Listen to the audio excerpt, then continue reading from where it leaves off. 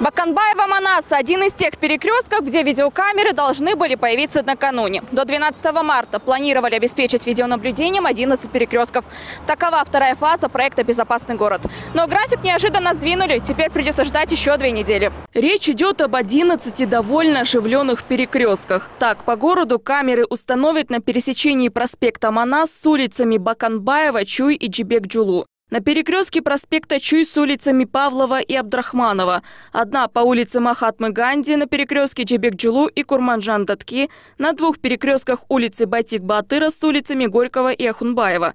А также на 2 путепроводах по Ибраимова и Шабдан-Батыра. Ранее в адрес Госкомитета поступил ряд писем со стороны подрядчика о том, что прогнозируется небольшая задержка запуска второй фазы. Это связано было с рядом объективных обстоятельств, в числе которых получение соответствующих разрешительных документов на проведение строительно-монтажных работ. На сегодняшний день, насколько мы знаем, имеющиеся проблемы со стороны ВЕГИ и уполномоченных органов уже решены. На сегодняшний день активно идут строительно-монтажные работы. Вопрос возник по поводу способа прокладки коммуникации – по воздуху или под землей. Ни тот, ни другой способ СНИПам не противоречит. Однако перекапывать асфальт еще и зимой не лучшее решение. Делают это в исключительных случаях, когда вдруг происходит авария. Решено было все-таки проводить кабели по воздуху. Хотя изначально решено было протягивать провода под землей в целях сохранения архитектурного облика города. Долго согласовывали порядок исполнения, вот так вот и вышло, объясняет ЗВИК по срокам в мэрии. Первая причина: со стороны компании ВЕГИ еще не поступили сертифицированные камеры. Дело в том, что их надо обязательно проверять в органах сертификации в России. И потом у нас уже в Бишкеке, в Кыргызстандарте они должны получить сертификат. Без сертифицированных аппаратно-программных комплексов не могут они выписывать штрафы. Вторая причина: со стороны мэрии была просьба, чтобы кабельные сети они проводили подземным путем.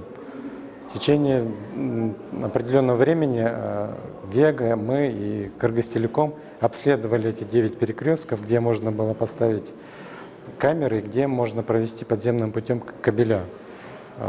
Вывод такой, что шахты и канализационные сети Кыргызтелекома там отсутствуют.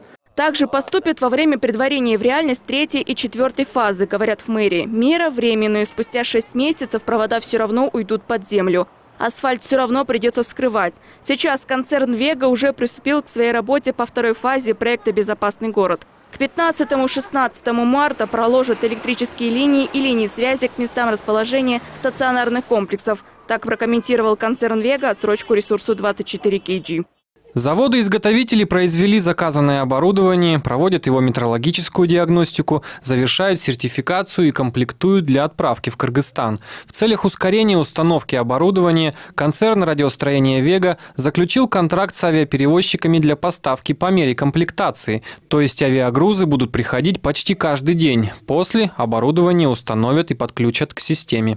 В Госкомсвязи обещают, что этот небольшой сдвиг по срокам не повлияет на даты, определенные для реализации 3-й и 4-й фазы проекта. До 12 мая подрядчик концерн «Вега» должен предоставить все оборудование для приемки. Это 110 аппаратно-программных комплексов. Анастасия Соболева, Александр Симонов, НТС.